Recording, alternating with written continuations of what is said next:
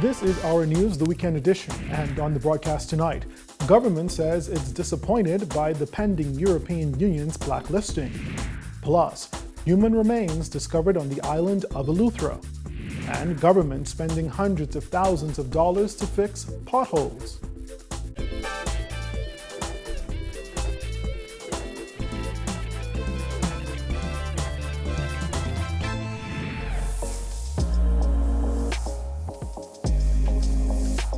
Our news is brought to you by Alive. Good evening, I'm Andrew Knowles, and thanks for joining us.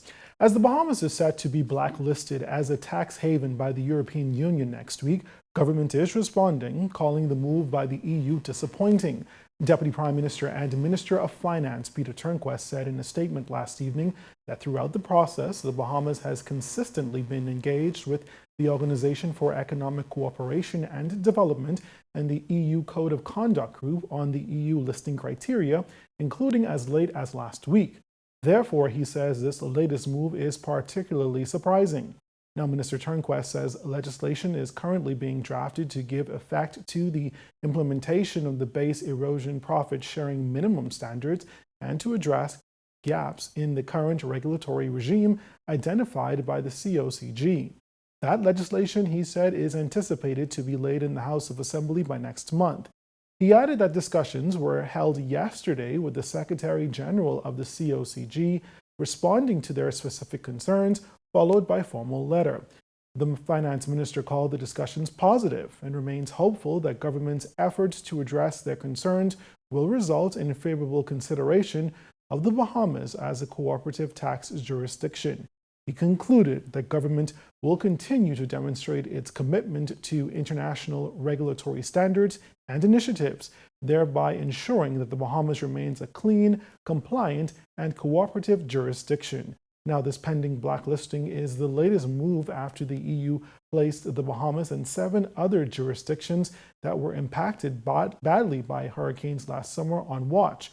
The EU said that these jurisdictions, which were given special consideration, had been given until early 2018 to respond to the EU's concerns.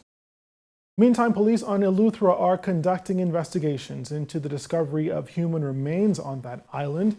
This as the search continues for American tourist Jonathan Brusso, who was swept into the sea on Monday.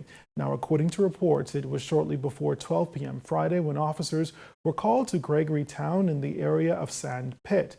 They spoke with a local fisherman who discovered a human leg and what appeared to be human bones and a piece of clothing in the area of the cliffs.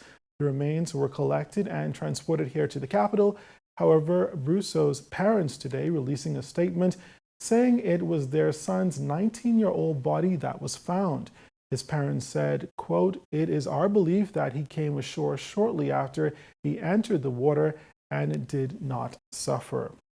Well, in other news this evening, government spending $370,000 to fix potholes throughout the island of New Providence. Our Jared Higgs tells us more. An island-wide effort to eliminate potholes is underway. That's according to senior engineer in the Ministry of Works, Dexter Williams, who says they've divided the island into 9 sections and hired a variety of private contractors to get the job done. We have divided the island in 9 zones, and we have 9 different contractors who is responsible for these zones, and it covers all the constituencies. How long is this going to take? It should take about 8 weeks. As roadworks on Farrington Road see that travel corridor closed for the next week, Williams says the hired crews will be hard at work smoothing out and filling in craters. For the hard-to-reach places, Williams says Ministry of Works crews are also on call. These are private contractors, cover the 9 zones, but we also have 3 teams from the Ministry of Works who does ad hoc calls, government facilities, schools, and other areas that our private contractors cannot reach in a timely manner. Of course, filling in potholes is just a quick fix. Well, the long-term solution has started here today, wherein we get a clearance from all the utilities before we pave, right? Because we did a little study, albeit rudimentary, and we realized that 80 to 90% of the potholes is due to patches that were done by the various utilities. Now, if we can patch the road, if we can pave the road and it's not disturbed, you'll have a long-lasting surface for 10, even 15 years. But the moment they cut the road and patch the road, then there's where you have a weakness develop. Williams says a new rule will change the game. That is why now we have this new policy. If they cut the road after they have given their clearance that we can pave the road, then they would have to do a full, what we call, FDOT reinstatement. That's 50 feet on either side of the patch. So we expect more longevity going forward. Reporting for our news, I'm Jared Higgs. And we'll take a break here, but still ahead tonight on our news, Long Island comes alive. And one man in Eleuthera says he was prepared for disaster. We'll explain when our news returns.